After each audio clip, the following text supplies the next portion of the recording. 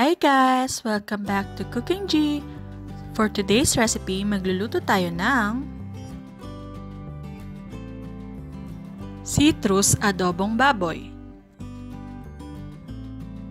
For our ingredients, here is the list. You can also check our description box.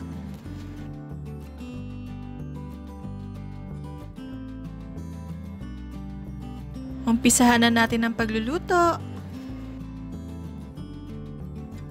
Melt the butter in a pan, then saute the garlic for 2 minutes.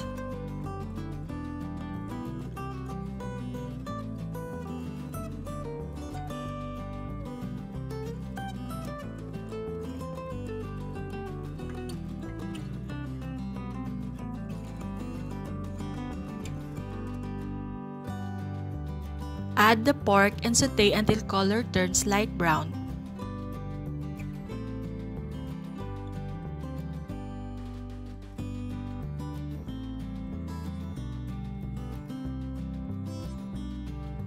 Pour in the pineapple juice, Knorr Liquid Seasoning, and Oyster Sauce, then mix it well.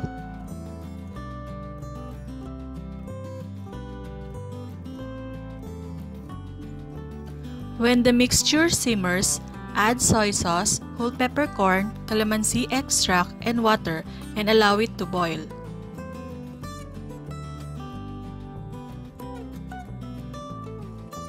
Cover and simmer for 30 to 45 minutes or until the pork is tender.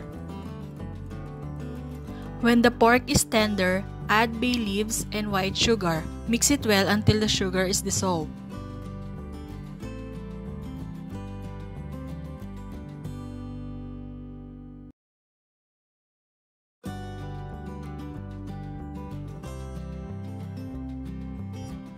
Now you can add the hard-boiled egg.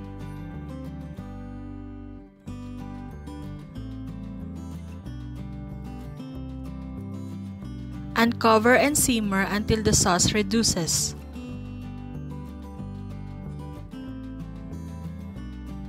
Luto na! Share it with your family and loved ones. Hope you like our recipe!